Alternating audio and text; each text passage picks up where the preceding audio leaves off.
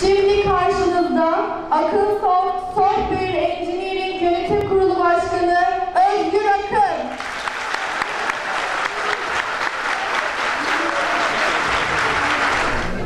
Aslında birçok kelime söylenebilir ama ben etkin kelimesini seçiyorum. Gerçekten çok etkin bir grup. Beni burada ağırladığınız için başta Aktif Zirve Yaşam Topluluğu, Aktif Yaşam Topluluğu grubu arkadaşlarıma, hocalarımıza ve katılımınız için sizlere teşekkür ediyorum arkadaşlar. Hoş geldiniz. Zamanda ve mekanda yolculuk yapmak mümkün. Bunu ilk söylediğimde yine birçok söylediğim gibi benimle dalga geçmişlerdi. Şimdi bununla ilgili size çok kısa bir ispat teorisi sunacağım. Zamanda ve mekanda yolculuk yapmak istiyorsanız öncelikle bulunduğunuz yere bir bakacaksınız, etrafınıza. Ben neredeyim? Ne yapıyorum? Kimlerleyim? Sonra ben nereye gitmek istiyorum? Hangi zamana gitmek istiyorum? Nerede olmak istiyorum? Bunu ilk 10-12 yaşlarında üzerinde çalıştığım dönem testler yapıyordum sürekli. Ve fark ettim ki eğer gözlerinizi yumar, olmak istediğiniz yere gideceğiniz yeri hayal ederseniz orada olabiliyorsunuz. Dedim bir test yapayım. Gözlerimi yumdum. Dedim ki 2005'te herkesin hayali yani. İşte Amerika'da şu eyalette öğrenci olmak istiyorum. Gözlerimi açtığım anda gerçekten orada öğrenciydim. Kendim bile inanamadım. Ama bu yolculuğun bir eksikliği var. Bir önceki yaşamınızdan hiçbir şey hatırlamıyorsunuz. Yani Türkiye'den oraya gittiğinizi hatırlamıyorsunuz. Nereden geldiğinizi bilmiyorsunuz. Sonra Amerika'da yine bunun farkına vardım. Dedim ki burası güzel değil. Gözlerimi yumayım. Tekrar bir zaman ve mekanda yolculuk yapayım. Nerede olmak istiyorsam oraya gideyim. Sonra tekrar gözlerimi yumdum. Dedim ki 2012 yılında Mart ayının 9'unda pırıl pırıl arkadaşlarımla Balıkesir Üniversitesi'nde birlikte olmak istiyorum dedim. Onun için buradayım arkadaşlar. Tekrar hoş geldiniz.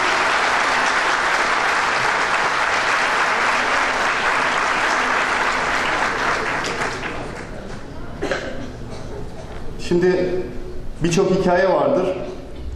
Ama beni en çok etkileyen ve hatta film sahneleri, film perdesine taşınan çok kısa giriş repliğinden bahsedeceğim size.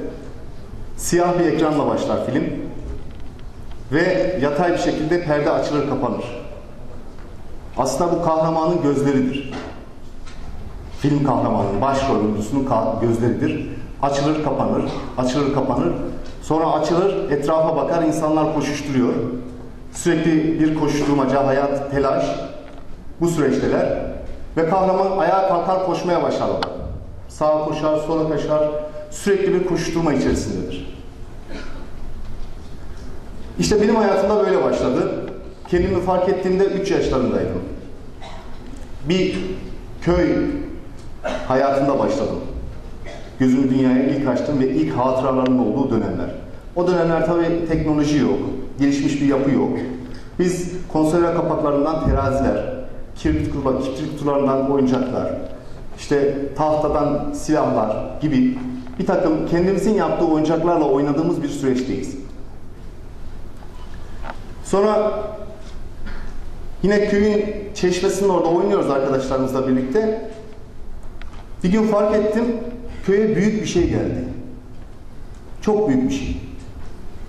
Bizim o yaptığımız küçük arabaların tekerleklerine benzeyen çok büyük tekerlekleri var. Bir an sanki benim için zaman durdu orada. Dedim ki bu gelen şey ne? Arkadaşlarımı bıraktım ve koşmaya başladım. Sonra arkadaşlarımdan da peşinden koşmaya başladı. 5-6 yaşlarındayız. Bu bir otobüstü arkadaşlar. Hayatımda ilk kez orada otobüsü gördüm. Ve mesleğimi seçmeye karar verdiğim, araştırdığım dönemlerdeyim. Dedim ki ben otobüs şoförü olacağım. Muhteşem bir şeydi çünkü. Beni öyle etkilemişti ki. Dedim ben büyüyünce otobüs şoförü olmak istiyorum. Sonra otobüsün açılan kapısından içini falan inceliyorum. Koltuklarını. Ve bir taraftan da geliştirmeye başladım. Dedim uzun yolculuk yapacağım. Yolcularım olacak. Mutlaka bu insanların eğlenmesi, hoş zaman geçirmesi lazım. O dönemde otobüslerde ne televizyon var, ne buzdolabı var, ne herhangi bir etkin kullanabileceği ya da zaman geçirebileceği araç gereçler yok. Bunları hayal ediyordum. Evdeki buzdolabını oraya montaj edeceğim. Televizyonu oraya montaj edeceğim ve daha aktif bir buzdolabı yapabileceğimi düşünüyordum. İlk inovatif gelişmelerim o dönemde olmuştu. Sonra gel zaman git zaman bana sürekli soruyorlar işte ne olmak istiyorsun? Ben de otobüs şoförü olabilirim. Ne olmak istiyorsun? Sonra bilimin farkına vardım. Bilimin ne olduğunu farkına varmaya başladım. Ve bana dediler ki ne olmak istiyorsun? Bu ortaokul dönemlerine kadar geldi artık. Ben bilim adamı olmak istiyorum demeye başlamıştım. Ve o dönemde de Dünya Bankası'nın bir takım yatırımlarıyla artık liselerde bilgisayarlar verilmeye başlamıştı. Liseyi bilgisayar teknolojilerinde bilgisayar bölümü okuyarak bitirdim. Ve tam bir bilgisayar aşığı olarak lisede bana yeten ciddi bir bilgisayar eğitimi aldım. Ve ondan sonra dedim ki üniversitede kesinlikle bilgisayar bölümü okumalıyım. Olmak istediğiniz yere siz karar verirsiniz. Nerede olmak istiyorsanız oradasınız şu anda. Bu konuda kimseye herhangi bir söz söyleme lüksümüz yok, olamaz. Dedim ki ben bilgisayar mühendisi olmak istiyorum. O dönem bilgisayar mühendislerinin puanları çok yüksek. Ve kazanma gibi bir ihtimalimiz yok çünkü teknik lise çıkışlıyız. Biliyorsunuz o dönem teknik liselerin puanları kısılıyor ve hala var sanırım gündemimizde.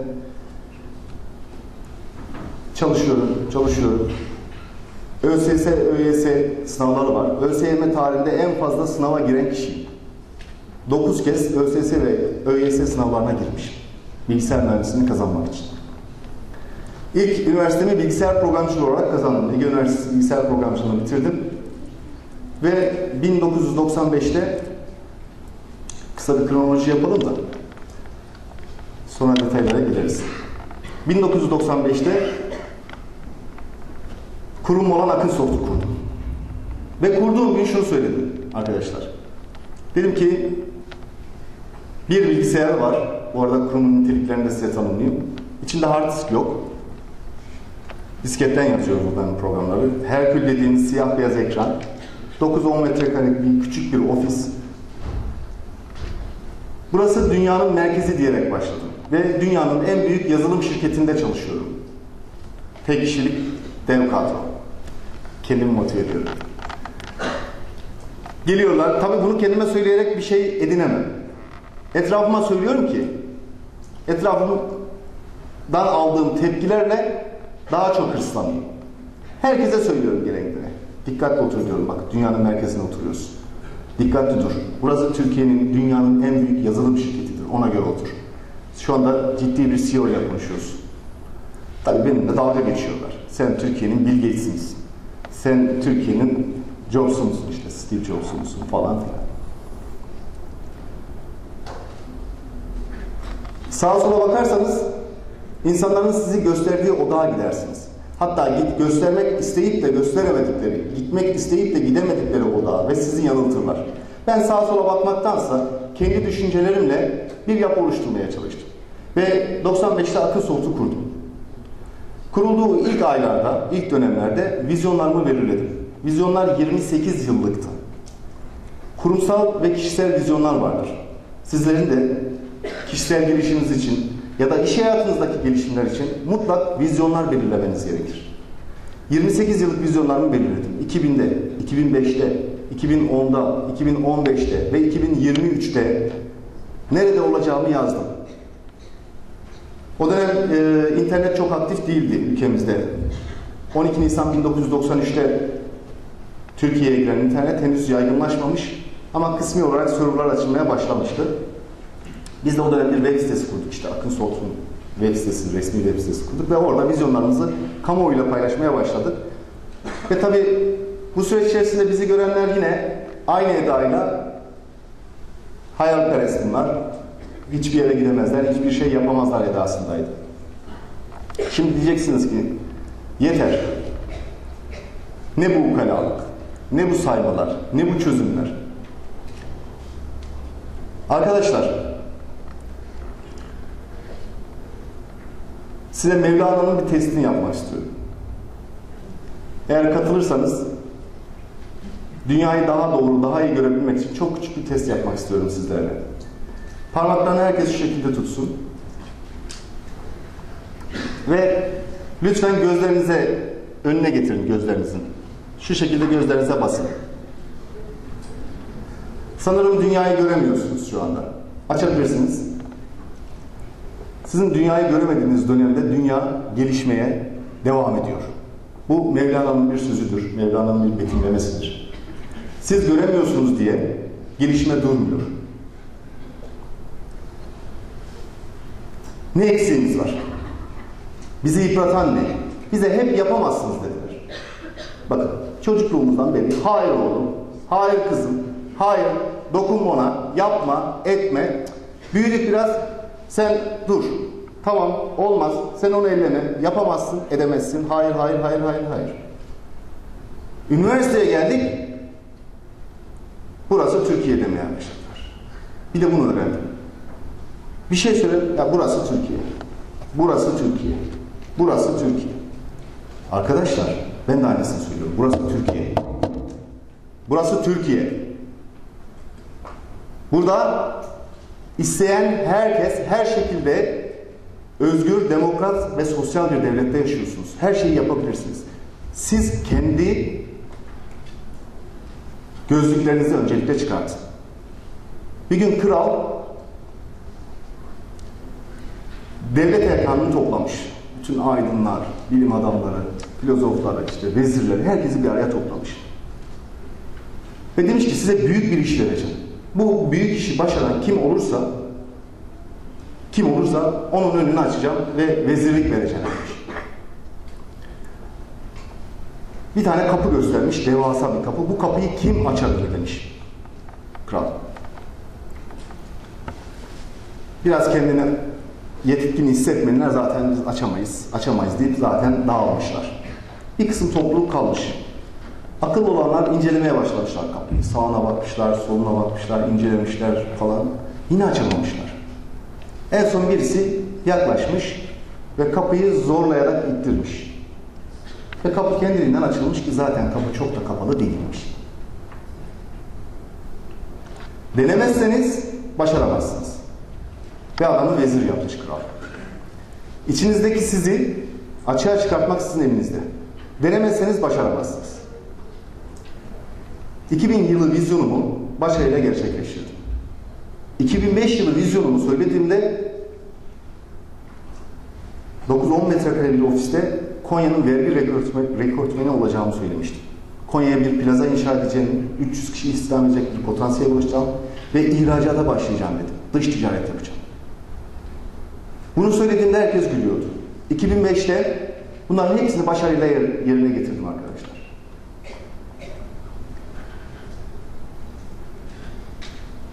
Günümüz toplumlarında birey hiçbir şeydir. Birey hiçbir şeydir. Tek başınıza yürürseniz ancak akıllı köyün delisi ya da deli köyünün akıllısı olursunuz. Ve hiçbir faydanız olmaz. Ne kendinize, ne sevdiklerinize, ne milletinize. Tabii bu süreç içerisinde ciddi anlamda etrafında toplanan çok başarılı insanlar oluşmaya başladı. Ciddi gruplar kurmaya başladım. Ve bir sonraki adımımız olan 2010 yılı vizyonuna kendimi hazırlamaya başladım. 2010 yılı vizyonumuz robotik teknolojilerde Ar-Ge faaliyetlerine başlatmak ve bununla birlikte Uydukent projesinin temellerini atmak. Uydukent projesi 2015 yılında robotik fabrikalarıyla birlikte kurulacak bir projemizdir. Bunu söylediğimde 95'ti. 15 sene vardı ki manidardır, her yerde söylerim. Keçiören'de Ulu Önderimiz Mustafa Kemal Atatürk ağalar, paşalar 15 gün sonra İzmir'deyiz der. Paşalar gülümserler. Paşam, İzmir Yunan işgali altında. Değil de 15 günde orayı ele almak, oraya yaklaşamayız bile. der. Ulu Önder gülümser sadece. Size başaramazsınız diyenlere sadece gülümseyin. 9 Eylül'de Belkahve'den İzmir izlerken Yunan'ın şehirden çıkartıldığını, hatta bir tabirle denize döküldüğünü ve sancağın dikildiğini görür ve İzmir Yunan işgalinden kurtulmuştur. Tekrar aynı paşalarla otururlar. 15 gün demişti, 14 gün içerisinde gerçekleştirmişti. Ve der ki, bir gün yanılmış. Ben 15 yılda tamamlayacağımı söylemiştim. Robotik Ar-Ge faaliyetlerine başlayacağımı, kurumu o noktaya getireceğimi söylemiştim. Ben de bir yıl yanılmışım. 14 sene içerisinde ekibimin dinamik, güçlü çalışmasıyla 2009 yılında robotik Ar-Ge faaliyetlerini başlattım. Başlattığımda bana dedikleri şu: robot, o ne? Ne iş yapacak? Mutfak robotu mu yapıyorsun sen? Yanımızda gezdireceğiz mi? Gülecek mi? Konuşacak mı? Bunu Japonlar yapıyor ya, sen bir daha niye yapıyorsun? Altını çiz. Hatta üstünü çiz. Arkadaşlar,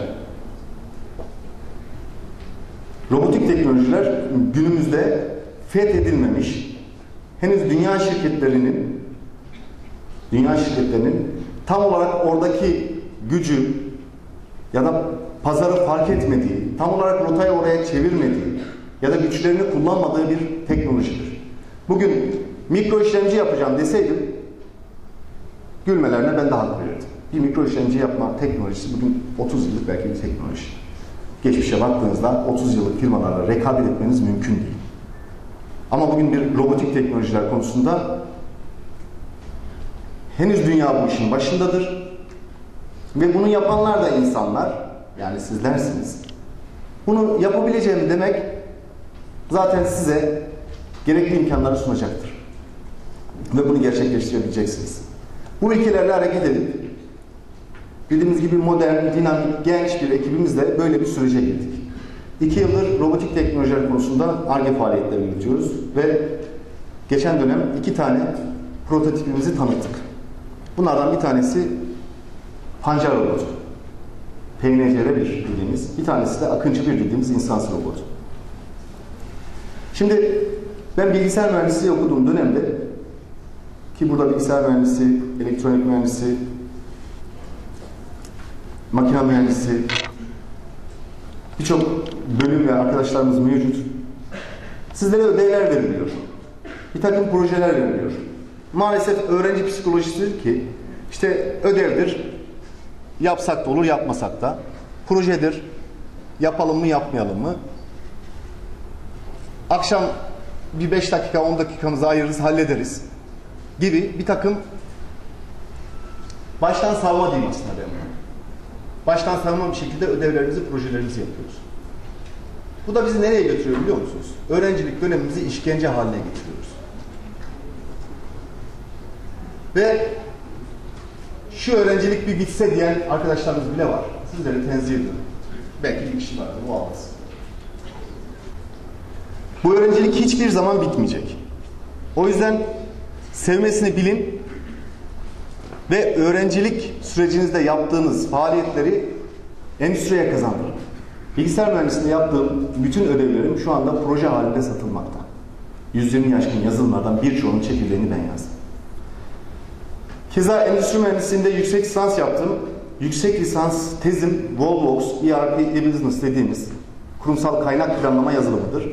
Şu anda 13 tane ülkeye ihraç ediliyor. Bunları size niye anlatıyorum? Bak, ben önemli değilim. Ben bir kişi. Burada daha önemli sizlersiniz. Bilmiyor muydunuz bunları? Hepiniz biliyordunuz. Bilmek de önemli değil. İdrak etmek çok daha önemli. İnanmak çok daha önemli. Şu anda doktoramı yapıyorum robotik teknolojilerde. Yine tezim aynı zamanda endüstrileştirilen, kendi laboratuvarlarda geliştirilen robotlar. Şunu söylemeye çalışıyorum. Üniversitelerimiz bilim yuvaları. Ve burada geliştireceğiniz ürünler endüstriye kazandırılmalıdır. 1. sınıftan başlar. Son bitirme projemi yapayım. Hayır, öyle bir şey yok. 1. sınıftan başlar. İnanmaktan bahsettik. İnanmakla ilgili ben size çok küçük bir betimleme, kendi hikayelerimden bir tanesini anlatayım. İnanmanın gücünü 3. sınıfa giderken fark ettim. İlkokul 3. Dedim ki inanırsan başaramayacağın hiçbir şey yok. Nasıl dedim. İnanırsam her şeyi yapabilir miyim? Evet, yapabilirsin dedim. Dedim ki o zaman boşlukta yürüyebilir misin? Yürürüm dedim. İnanıyorum ya, her şeyi yapabilirim. Boşlukta da yürüyebilirim dedim. Evimizin önünde şu yükseklikte bir duvar var. Onun üzerine çıktım. Ayaklarımı yaklaştırıyorum. Yavaş yavaş boşluğa doğru yaklaştırıyorum. Tam boşluğa geldiğimde düşüyorum. Tekrar çıktım.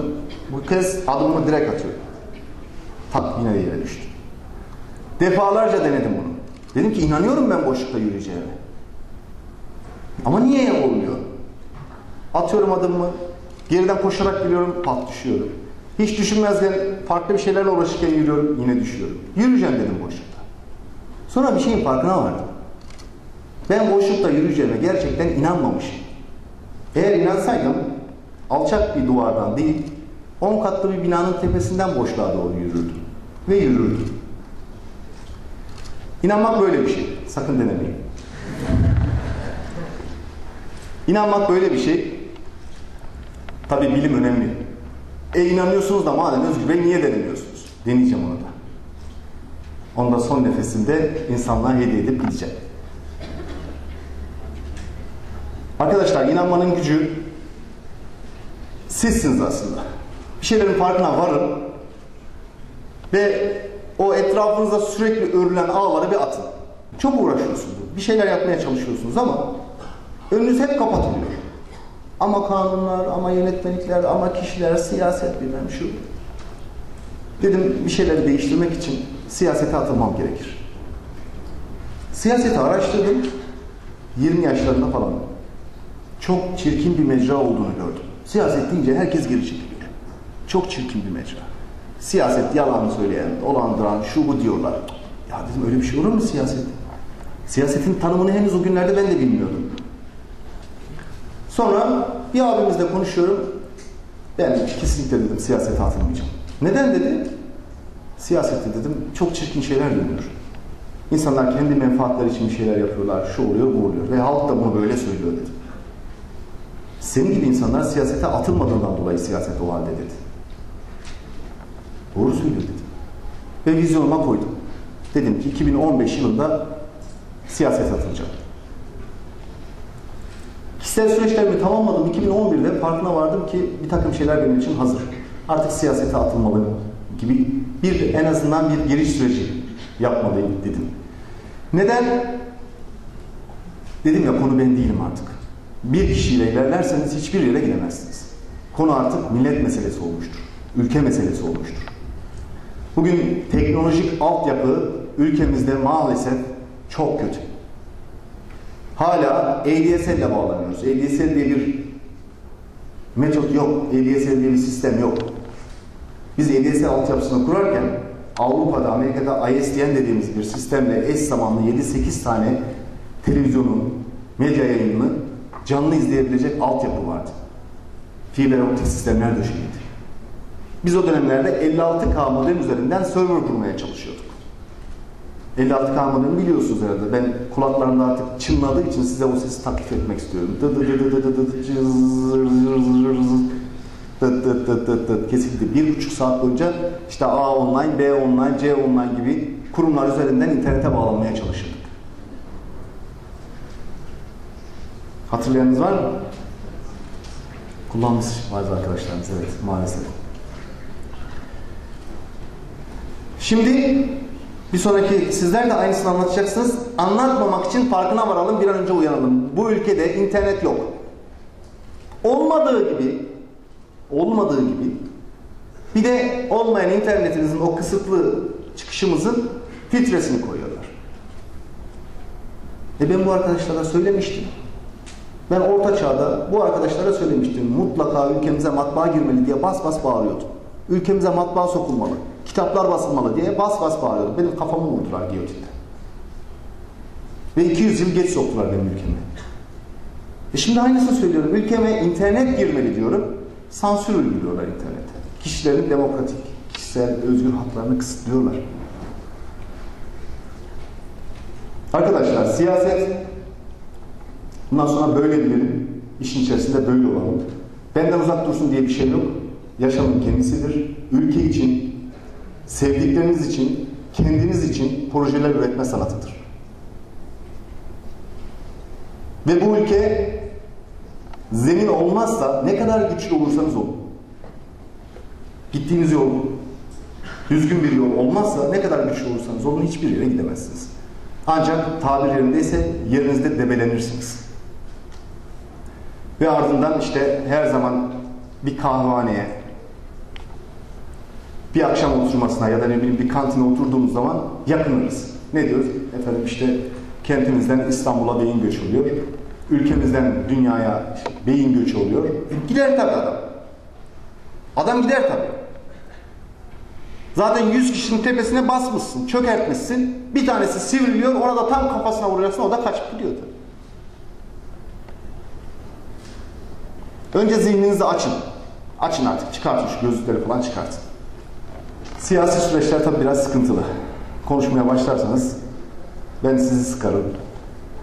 Hatta dünya liderlerinden bir zaman konuşmalarını izlediğim liderlerden bir tanesi salonda konuşmaya başlıyor. 1 saat geçiyor, 2 saat geçiyor. Sonra salon boşalmaya başlıyor. Adam konuşurken terliyor resmen, böyle anormal bir efor sarf ediyor. Tabi sisteme de saldırı var. Sonra dönemin adamları bir anda ayağa kalkıyorlar ve sahne boşalıyor. Pardon, salon boşalıyor. Ardından diğer bir grup, diğer bir grup, diğer bir grup. Salonda kimse kalmıyor. Adam hala konuşmaya devam ediyor.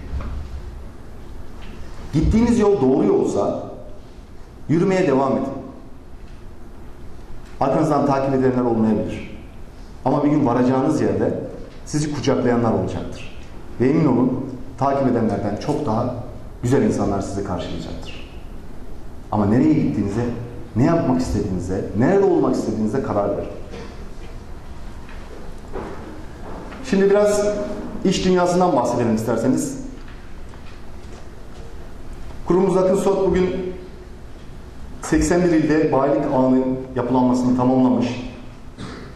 120'ye aşkın yazılım arşiviyle 13 ülkeye ihracat gerçekleştiren, Konya'da genel merkez, İstanbul'da İstanbul Bölge Müdürlüğü plazasıyla hizmet veren, 2000 üzerinde bayilik ağı olan bir kurumdur. Bu kurumda 100'e aşkın arkadaşımız çalışıyor. İş arkadaşlarımız benzer felsefe, benzer hayat görüşü etrafında toplanmıştır. Ve yarın sizler de bizlere katılacaksınız.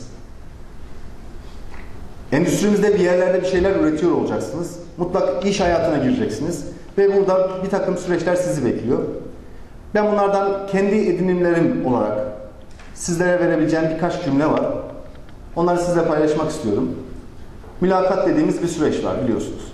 İş hayatına girmek için işte sınav dersiniz, mülakat, görüşme dersiniz. Burada önemli olan şudur arkadaşlar. Neyin uzmanı olduğunuza karar verin. Ne iş yapıyorsunuz sorusuna çok net bir cevap verin. Ve ikinci bir cevabı kabul etmeyin. Mülakata başladınız. Zaten başvurunuzda belirttiniz kısmi olarak hangi departmanda ne iş yapmak istediğinizi. Ve dediler ki size uzmanlık alanınız ne? Ben bir bilgisayar mühendisi olarak cevaplayayım. Benim uzmanlık alanım PHP dediniz. Ya da C#, işte mobil teknolojiler. Yapay zekalar benim uzmanlık alanım. Bir tanesini seçin. Masaüstü yazılım. Ya da ne bileyim mikro işlemciler gibi. Net bir tanesini de ifade edin. Size yönetici şunu söyleyecektir. O konuda şu anda açık pozisyonunuz yok. Şöyle bir pozisyonumuz var. Kabul eder misiniz? Teşekkür ederim. Ben o konuda yetkin olduğumu düşünmüyorum. Kapıdan çıkmadan sizi geri çağırırlar. Mutlaka size uygun bir pozisyon vardır ya da açılmıştır o anda o cümlenizde. Ama tabii siz olacaksınız önce. Gerçekten uzman olacaksınız bir konuda. Endüstri mühendisisiniz. Ben kalite konusunda uzmanım. Ben işte tedarik zinciri, üretim planlama, müşteri ilişkileri, CRM gibi ne konuda uzman olduğunuzu net bir şekilde ifade edin ve şu anda kendinizi o konuda yetiştirmeye başlayın. Çünkü okuduğunuz bölüm ülkemizde bir uzmanlık dalı değildir. Hiçbirimizin bölümü. Yani ben gittiğim zaman ne iş yapıyorsunuz? Ben bilgisayar mühendisiyim. Bu ne demektir biliyor musunuz? Ne iş yaparsın sorusuna hani bir zaman gülerdik ya. Ne iş yaparsın sen dediğiniz zaman her işi yaparım abi diye bir cevap vardı. İşte gündemimizin sorusu cevabı bu aslında. Ne iş yaparsın sorusuna her işi yaparım abiye nasıl gülüyorsak ne iş yaparsına bilgisayar mühendisiyim diyene de gülüyorlar. Tabii iş mülakatlarından bahsediyorum. Etiketinizden ya da kartınızdan, kimliğinizden, kariyerinizden değil. Gittiğinizde mülakatta siz ne iş yapar? Bilgisayar. Hayır, bilgisayar mühendisi değiliz. Bir konuda uzmanız. Birçok dal içeriyor çünkü bu. Bugün robotik teknolojiler bizim 5 yıllık bir yatırım planımız. 2009'da başlattık. 2015'te de, 2010 diye planlamıştık çünkü. 2015'te de seri üretime geçmeyi planlıyoruz. Ve ciddi anlamda insan kaynağı sıkıntımız var. Bu konuda sürekli insan kaynağı artırımına gidiyoruz. Şu anda 9 kişilik bir ekiple çalışıyoruz. Robotik grupta. İşte burada bilgisayar mühendisi arkadaşlarımız var. Elektronik mühendisi arkadaşlarımız var. Makine mühendisi arkadaşlarımız var. Teknisyen arkadaşlarımız var. Ve proje yönetici arkadaşlarımız var. Şimdi robotik nedir? Burada da sanırım robotik kulübü var. Robotik konusunda çalışma da yaptığınızı biliyorum. Merhaba. Robotik arkadaşlar elektronik, mekanik ve yazılımların birleştirildiği bir sistemdir. Mekatronik ve yapay zekanın birleştirildiği bir sistemdir. Şimdi biz Akıncı 1'i çıkardığımızda gazetelere yaptığımız basın bülteninden sonra gazeteler kendilerince işte %100 Türk ürünü olan ilk insansız robot tanıtıldı gibi manşetler attılar. İyi bir şey yaparsanız sizi hep taşlarlar. Ama ben enerjimi taşlardan alıyorum belki. Ne atarlarsa atsınlar, önemli değil. Sürekli başladılar bizimkiler yine konuşmaya oradan. Ben hatta onlara şey diyorum, buradan da sesleneyim. Burnu sivilceliler diyorum onlara. Burnundaki sivilceyi patlatmamış, oradan sadece konuşuyor. Ergenlik çağındaki çocuklar yani. Yetişkin bunlar, gazeteci bu arada da. Efendim neymiş, siz bu çipleri dışarıdan getiriyorsunuz, kendiniz mi yapıyorsunuz? Da Türk malı diyorsunuz %100. Arkadaş, senin dalın gazetecilik. Benim dalım robotik teknolojiler. Herkes kendi dalında ahkam kessin. Ben bu %100 Türk üründür diyorsam %100 Türk üründür. Neden? Bir robotta robotu robot yapan en önemli faktör yapay zeka yazılımlarıdır. Onun dışında zaten Amerika'yı tekrar fethedip biraz önce de söyledim, burada mikro işlemci fabrikası kurayım da pikleri kendim mi ürettim? Böyle bir şey olabilir mi? 2 yıllık bir çalışma sürecinde laboratuvar sonucunda robot çıkardık, Akıncı 1'i çıkardık. Neymiş? Arkadan birisi mikrofonla konuşuyormuş.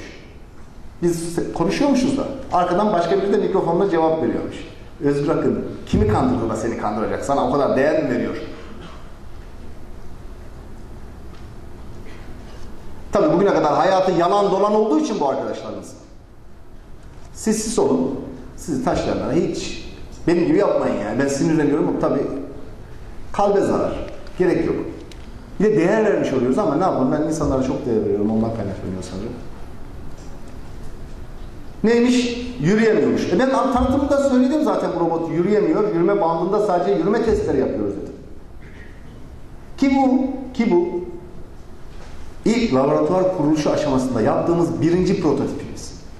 2 yıllık işte laboratuvar kurma süreçleri, personel istihdamı, ekibin oryantasyonu, alıştırılması ve sistematik yapının oturması. Yarın da konuşacağız. Dün söylemiştiniz, hatırlıyor musunuz? Vergi rekortmeni olacağım dediğim zaman güldüğünüzü. Dün söylemiştiniz, hatırlıyor musunuz? İşte buraya plaza yapacağım, ihracata başlayacağım, Türkiye'nin en büyük yazılım şirketleri olacağım dediğinde. Artık gülme zamanı değil arkadaşlar. Güzel bir şeyler yapan insanların arkasından yürüyelim. Bugün ben diye bir şey yok. Biz var. Benim kurumumda da böyle bir ilke var. 17 senelik kurum. Hala maaşla çalışıyorum. Bizde patronluk anlayışı yoktur. Kurdum. Bir sene sonra şirketleştim. Bana genel müdürsün dediler. Kurumlarda Türkiye Cumhuriyeti Ticaret Kanunları. Sen genel müdürsün dediler. Dedim, ne genel müdür? Tek ben varım. Tek personel. Kimin müdürü, kimin genel müdürü? Süreçler yürüdü. Ben programcı diye yazdırdım. Bilgisayar programcısı. Sonra birkaç arkadaşımızla çalışmaya başladık. Grup geliştirme başkanı. Yazılım geliştirme grup başkanı. Bir sonra süreç işte müdür yazdım. Sonra baktım departmanlarım oluşmaya başladı. Müdürlerim oluşmaya başladı. Genel müdür. 10 sene sonra. Sonra yönetim kurulumuz oluştu. Yönetim kurulu başkanı. Benim sürem doluyor. Sıra sizde. Ve Akınsot bir kişinin kurumu değildir. Türkiye Cumhuriyeti'nin kurumudur. Biz Türkiye'nin vizyonuyuz. Bugün orada çalışan, oraya emek veren herkes verdiği değerce değerini almakta. Akınsot gibi birçok kurum var. Kurumları tanıyın. Yarın iş hayatına atılacağınızda nerede olmak istediğinizi siz karar vereceksiniz. Ama iş hayatında önemli olan sadece para değildir. Bunu çok sonraları fark ettim. Yüksek ücretler ödüyorsunuz, insanları mutlu edemiyorsunuz yeri geliyor. Çünkü sizin için de aynı şey geçerli. Kurum için iletişim her şeyden önemlidir. İnsanlar parayı ne için kullanırlar? Bir piramit var, ihtiyaçlar zinciri piramidi. Oradan biliyorsunuzdur. Önce temel ihtiyaçlar için kullanırsınız. Türkiye'de temel ihtiyaçlar rakamlandıralım. Rakamlandıralım. İşte 1000 liradır diyelim. Bir kişi için düşünün, aile için demiyorum. Temel ihtiyaçlar 1000 lira. Bu nedir? Aç kalmamak, barınmak, işte bir takım sosyal ihtiyaçlar. Onun üzeri biraz daha modern, biraz daha prestijli yaşamak ister insan. Üzeridir. Onun üzeri en son nereye varıyorsunuz biliyor musunuz? Artık para bir noktadan sonra hiçbir şey getirmiyor size. Bu da Türkiye'de sınırını söyleyeyim. 3-4 milyar, 5 milyarı geçmiyor. Ondan sonra size taşıdığınız rozet, etrafınızdaki insanlar size değer katıyor ve ondan zevk alıyorsunuz. Dolayısıyla çalışma grubunuzu, çalışma ekibinizi çok iyi seçin. Arkadaş çevrenizi, iş arkadaşlarından bahsediyorum. Çok iyi seçin. Kurumunuzu çok iyi seçin. Para sizi hiçbir yere götürmeyecek. Emin olun. Sistemin çarklarına gidin sorun. Yüzlerce kişi sizin masalarınızdan, yüzlerce dönem, devir, nesil sizin sandalyelerinizden, masalarınızdan geçti. Çok zor değil. Çok zor değil. Yani bunun için çok araştırma yapmaya gerek yok. Gidin etrafınızda birkaç kişiye sorun. Ülkemizin maalesef %90'ı sistemin çarklarına uymuş. Artık bir geçim sıkıntısına düşmüşler. Sosyallikten uzak, işten zevk alma yok, monotonlaşmış hayat. Hatta geçim sıkıntısı bile var. Böyle bir duruma düşmeyin. Düşmemek için başta doğru adımları atmanız gerekir. Bir gün yaşayarak öğrenmeyle ilgili küçük bir hikaye anlatayım. Napolyon, bu para diyen Napolyon var ya, Bonaparte. Şeyden kaçıyor, savaşta askerlerden kaçıyor, koşuyor, bir tane esnafa orada bir dükkana sığınıyor. Süpermarket, AVM değil, dükkan. Bu da ayrı bir yara, kanayan yaramız da zaman olursa onu da anlatırız. Ve market sahibine diyor ki beni sakla gizle diyor, askerler geliyor, öldürecekler beni diyor. Market sahibi hemen tamam diyor, geçin arkaya diyor. Arkaya saklıyor ve askerler geliyor. Nerede diyor kaçak, bu tarafa doğru koştu diyor. Başından savuyor askerleri. Sonra belli bir süre sonra Napolyon'un muhafızları geliyor. Napolyon'u tekrar kurtarmak için. Napolyon açığa çıkıyor. Yine o görkemiyle. Kız bir anlık zafiyetle iş yeri sahibi soruyor. Efendim diyor, ölümü tatmak nasıl bir şey diyor. Napolyon hiddetleniyor. Alın bunu diyor. Derhal diyor, başını vurun diyor. Nasıl benimle bu şekilde densiz konuşabilir diyor. Market sahibi bozuluyor, üzülüyor, eziliyor. Diyor ki ya ne yaptım ben? Adamın hayatını kurtardım, bana yaptığına bak diyor. Sonra götürüyorlar adamı, gözlerini bağlıyorlar ve kurşun namluya sürülüyor. Tam ateş emri beklenirken adam diyor ki yaptığınıza bak. Adama iyilik yaptık, bir soru sorduk, ne hale geldik diye hala onlar geçiyorlar. Ve arkasından ensesinden bir tane el. Napolyon'un eli. İşte ölümü tatmak böyle bir şeydir diyor. Yaşayarak öğrenmek çok önemli bir şey arkadaşlar. Eğer denemezseniz yapamazsınız. Bozacağım, kıracağım diye bir aleti açıp kurcalamazsanız hiçbir şey öğrenemezsiniz. O önünden geçip gittiğiniz vitrinler önünden sadece süs püs gibi bakar geçerseniz hiçbir şey göremezsiniz. Saatlerce bir vitrinin başında vakit geçirdiğini biliyorum. Aslında bütün bilgi atmosferde var. Yakınmayı bırakın. Bizim laboratuvarlarımız yeterli değil ki. Geç arkadaşım, ne laboratuvarından bahsediyorsun sen? Ne yeterli değil? Ne istediğin de yok.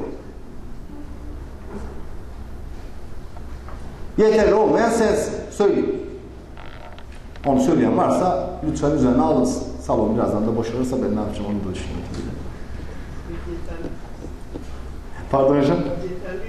Biz yeterliyiz.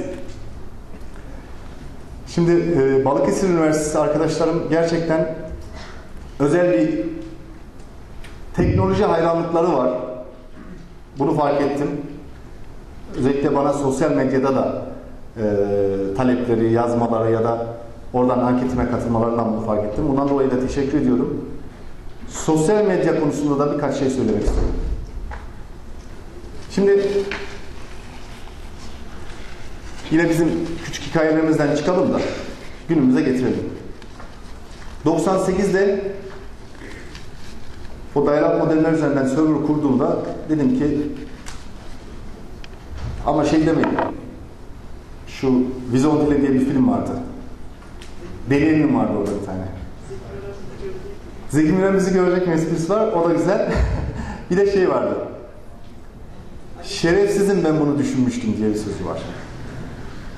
Çok manidardır, çok anlamlıdır aslında o. Şerefsizim ben bunu düşünmüştüm diyor. Bu diyor, görüntülü radyo diyor. Biliyorsunuz televizyonu ilk gördüğünde bu görüntülü radyo diyor. Evet biz düşünüyoruz arkadaşlar. Ama birileri yapıyor. Haberiniz olsun. Biz hala düşünüyoruz. Biz düşünüyoruz yapıyorlar. Biz düşünüyoruz yapıyorlar. Hayır. Takip etmeyi bırakın. Sıra sizde. Dedim ki 98'de ben düşünmüştüm. Bir sosyal medya kurayım dedim. O zaman sosyal medya daha dünyada yok. Kendi serverımda sistemi açtım. 57 civarında üyem oldu. Kaydolan kişi, 57 kişi. Oraya resimlerini koyabiliyorlar. Bugünkü sosyal medya yazılımlarının ilkelini düşünün. Video paylaşabiliyorlar, müzik koyabiliyorlar, hatta seslerini kaydedip koyabiliyorlar. Arkadaşlarımızdan bir tanesi o zaman ICQ vardı. Girdiğiniz anda ICQ numaramı sesli olarak veriyorum diyordu. Ve numarasını okuyordu falan. Kendi sayfasında. Arkadaşlar arası bağ kurabiliyorlardı. Böyle bir sistem geliştirmiştim. Ama gel gelelim 57-58 oldu, artık sistem kaldırmıyor. 56K per second. Zemin dolayı ise uğraşmanıza gerek yok. Yıl 2004 oldu. Bugünün dünya devlerinden ki dünya devi diyorum, bugün 100 milyar dolarlık kurum oldu. Bir ülke olsaydı dünyanın 3. büyük ülkesi olurdu. 2004'te kuruldu ve hızlı bir şekilde büyümeye devam ettik. Kimse o zamanlar hala 56K modemlerle uğraşıyorduk. Son 2 seneye gelene kadar çok farklı yorumlanıyordu ama son 2 senedir artık hem ticaretin hem sosyalin, iletişimin birçok şeyin merkezi haline aldı. Bugün Facebook, Twitter ya da Google'ın çıkarmış olduğu Plus. Ve maalesef yine hala aynı yerdeyiz. Geçenlerde Twitter için kakara kikiri dedi. Twitter dediği şey kakara kikiri dedi yani. Facebook için çirkin medya kelimesi kullandı. Bugün o söylediği dönemlerde Kuzey Afrika birçok ülke Twitter üzerinden eylemler yapıyordu.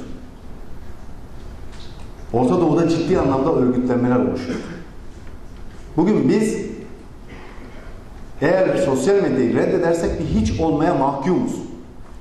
Tekrar söylüyorum, bu yüzyıl dünyayı sosyal medya yönetecek. Orada etkin olmaya çalış. Bu yüzyıl dünyayı sosyal medya yönetecek. Kanunlara kadar. Fark etmeyeceksiniz bakın, çok yakında. Kanunlara kadar sosyal medya, bütün her şeyinizi ona endeksliyorsunuz. Şu anda bile sadece eğlence gibi gördüğünüz halde Facebook'unuz ya da bir Twitter'ınız ya da ne bileyim LinkedIn'ınız ya da herhangi bir sosyal kurumunuz kapandığı anda bir anda bir boşluğa düşüyorsunuz. Artık oradan banka transferler yapmaya başladı. Kurumlar ticaret yapmaya başladılar. Siyasal gruplar, topluluklar, dernekler oradan sloganlarını, yönetmeliklerini ve birçok şeyini yayınlamaya başladı. İnsanlar amatör kulüpler kurmaya başladılar. Tekrar söylüyorum. Bu yüzyıl dünyayı sosyal medya yönetecek. Ha ondan sonraki yüzyıl mı soruyorsunuz? Sosyal medya imparatorluğu kuracak dünyada tek. Küçümsemeyin. Ülkemizde birçok şeyi sizler değiştireceksiniz. Bu gücü sakın, sakın. Dedim bak Orta Çağ'da da 200 yıl sizin yüzünüzden alınanlar alınsın diye söylüyorum. 200 yıl matbaayı geç soktuk ülkeye. Artık böyle bir hataya düşmeyeceğiz. Bir profesör bir deney yapıyor. Öğrencilerini toplamış. Büyük bir kavanoz koymuş.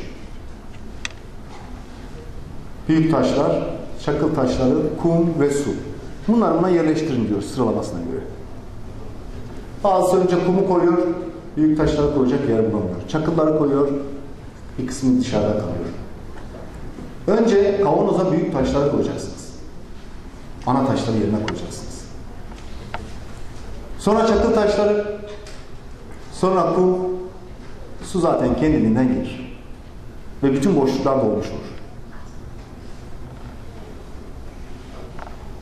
Sizleri daha çok sıkmak istemiyorum. Biraz soru cevap şeklinde devam edebiliriz. Beni dinlediğiniz için hepinize teşekkür ederim arkadaşlar.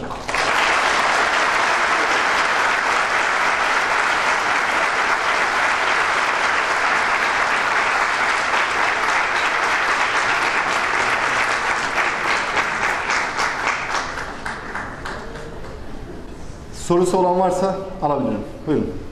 Burada katılıyorum. Gelişimler adına akıncı bir ülkenin grubu, kim ne derseniz mücadele etsinler. Şunu sormak istiyorum ben, kısa merakım. Askeri donanımı düşünüyor musunuz? İleriki süreçlerde. 2015 seviyeyi Teşekkür ederim. Arkadaşlar, her yerde her kürsüde söylerim. Yakında kürsü diye özel bir albüm de yayınlayacağım. Bütün kürsülerde avazımın yettiğince bağıra bağıra bağıra her yerde söyleyeceğim. Son nefesimde de bunu söyleyeceğim. Teknoloji şart. Teknoloji şart. Bir hikayeyi hemen süsleyelim. Çok uzatmadan. Çocuk kara kalem çalışması yapıyor. Annesi soruyor, oğlum ne yapıyorsun diyor. Anne diyor, gelecekteki oteller zincirinin resmini çiziyorum. 5 yıldızlı devasa oteller zincirinin resmini çiziyorum diyor. Annesi diyor ki, oğlum bizim yiyecek ekmeğimiz yok. Otelin bulaşıkhanesinde bulaşık yıkıyoruz. Ne otel zincirinden bahsediyorsun diyor. Anne gelecekteki oteller zinciri diyorum diyor. Bu kişi Conrad Hilton. Bugün Conrad ve Hilton oteller zincirinin sahibi. Adam ölürken son nefesinde son cümlesi şu. Duş perdeleri küvetin içine sarkıtılacak. Ben de son nefesimde söyleyeceğim arkadaşlar. Ülkemizde teknolojik altyapı yetersiz, acilen rota teknolojiye çevrilmelidir. Biz bu ülkeyi kanla kurduk. Gerekirse kanla da kururuz. Ama önce teknoloji. Bugün teknoloji zamanı.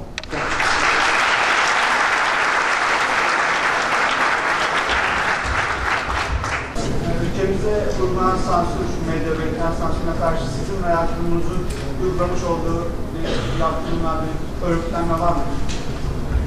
sansürüne karşı? Teşekkür ederim. Şimdi arkadaşlar, bu internet sansürünün ne olduğunu ben çok kısa açayım. Aslında hepimiz biliyoruz da. Efendim, çocuk istismarı varmış internette. Ya internet kelimesi ağzına yakışmıyor senin. Önce internetin ne olduğunu öğren gel. Bilmiyor muyuz?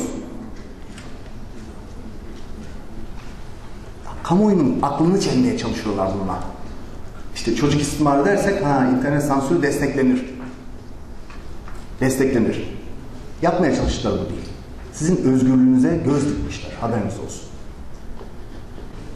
Bu süreçler yaşanacak. Ama benim bu konuda söylediğim, arkadaşımızın sorusuna öncelikle cevap vermeye çalışayım. Bizim kurumsal olarak bu konuda sadece basın bildirilerimiz oldu. Bu konuya duruşumuzu sergiledik. Ama sosyal medyada, ama web sitelerimizde. Ama bir örgütlenmemiz olmadı çünkü erken öten horozun başını keserler. Erken öten horozun başını keserler. Zamanı geldiğinde internet kontrolünde biz ev alacağız. Bizim gibi insanlar, siz yani birlikte. Aydın insanlar ele alacaklar. İnşallah o gün ülkemizde yine medeniyet seviyesi yüksek öyle bir ordu vardır ki bilim ordusu Mustafa Kemal Atatürk. Sizler olacaksınız ve ülkemizin teknolojik altyapısı konusunda ama internet ama diğer konularda her tür yeniliği, inovasyonu birlikte gerçekleştireceğiz arkadaşlar. Orada robotlarımız da varmış. Yeni fark ettim. Size bakmaktan bakın robotları göremiyorum. Önce insan. Önce insan. Bizim vizyonumuzda yazar. İnsana ve insanlığa değer verilmeye köşe kalmaz. İnsan ilkesinden uzaklaşmayacaksınız. Değerlerimizden uzaklaşmayacaksınız. Bizi yıllar boyu harcadılar. Haberiniz var. Artık çıkın. Konuşun. Gandhi'nin yaptığını gördünüz. Mahatma Gandhi. Pasif direnişle İngiliz ordusundan kurtardı ülkesi Hindistan'ı. Ve bugün dünyaya kafa tutacak bir yazılım ordusu var. Teknoloji istiyoruz ülkemizde. İnsana ve insanlığa değer verilmeyen köşe kalmasın. Bu bizim vizyonumuzda yazar.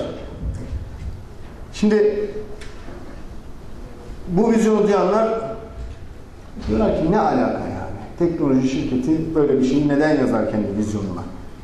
Asırlık vizyonuna, ütopyasına hatta. O bir ütopyadır çünkü. Dediğim gibi arkadaşlar, insan olmazsak hiçbir şey olamayız. Önce insan olmamız gerekir. Önce insani değerlerimizi korumamız gerekir. Biz ülke olarak birçok sosyal yıkımdan geçtik. Bir dönem bize sağ dediler, sol dediler. Parçaladılar. Bir dönem siz ileride gidiyorsunuz, siz geride kalıyorsunuz dediler, parçaladılar. Yine yakın bir dönem sen açıksın dediler, sen kapalısın dediler, parçaladılar. Senin tenin azıcık koyu, seninki azıcık açık renk dediler, yine parçaladılar. Sen vicdan inançların şöyle, seninki böyle dediler, parçaladılar. Artık izin vermeyelim. Yok öyle bir şey. Dünya globalleşiyor. Artık ülkemize birçok ülkeden gelin geliyor, damat gidiyor. Dünya globalleşiyor. Artık birbirimizi sevme zamanı, kenetlenme zamanı geldi. Birlikte olursak başaramayacağımız hiçbir şey yok. Birlikte olmanız, teknolojiyle birlikte ülkeniz için, sevdikleriniz için, kendiniz için üretmeniz dileğiyle arkadaşlar. Hepinizi kucaklıyorum. Teşekkür ederim.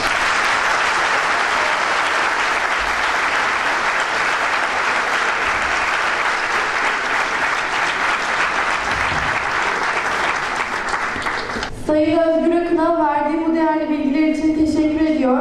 Plaketini ve hediyesini etmek üzere Aktif Yaşam Topluluğu ailesinden Onur Uğur ve Yunus Can Konser'i kürsüye davet ediyorum.